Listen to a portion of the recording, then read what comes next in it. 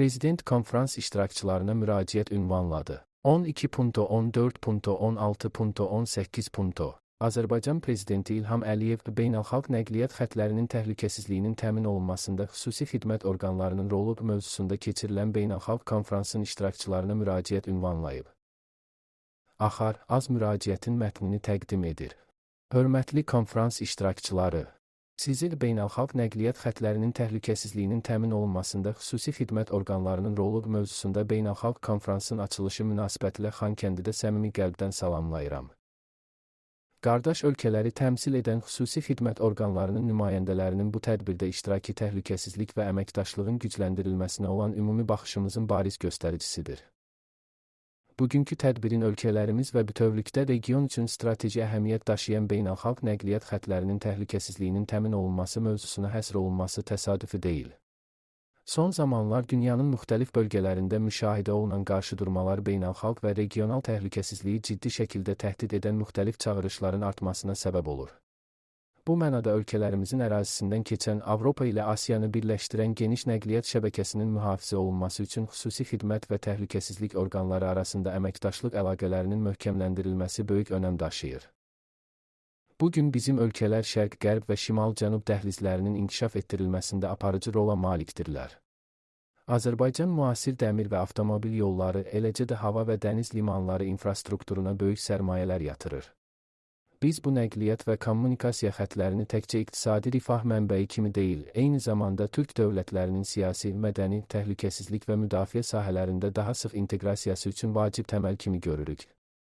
Gizlətmirəm, İlham Əliyevlə bunu müzakirə etdik, Paşinyan. Ermənistan və Azərbaycan liderləri Kopenhagendə Trump yolu boyunca elektrik xətlərinin və qaz kəmərinin çəkilişini müzakirə ediblər. Axar az xəbər verir ki, bunu Ermənistanın baş naziri Nikol Paşinyan İrəvanda keçirilən regional təhlükəsizlik konferansında deyib. Gizlətmirəm, Azərbaycan prezidenti ilə mən Kopenhagendə bu məsələni müzakirə etdik. İlkin olaraq o nəticəyə gəldik ki, ən tez elektrik xətti və qaz kəmərinin çəkilməsi olacaq. Ümid edirəm ki, gələcək müzakirələr bu məsələ ilə bağlı daha konkret detallara gətirib çıxaracaq, Paşinyan bildirib. Ya 49 ya da 99 il Paşinyan-Trump marşrutunun icarə müddəti haqqında. Ermənistan Sünik ərazisindən keçən Trump marşrutunun ABŞ-ya icarəyə verilməsinin iki ssenarisini müzakirə edir, 49 və ya 99 il. Oxu az Ermənistan mediasına istinadən xəbər verir ki, bunu Ermənistanın baş naziri Nikol Paşinyan İrəvanda regional təhlükəsizlik konferansında bəyan edib. Əvvəlcə avqustun 8-də Vaşinqtonda müvafiq bəyannamə imzalanarkən söhbət 99 illik icarə müddətindən gedib. Paşinyan bildirib ki, sözü gedən müddətlər investisiyalar və onların geri qaytarılması ilə bağlıdır. Belə ki, investorun yatırdığı vəsaiti müəyyən mənfəətlə geri alacağına dair təminat olmalıdır.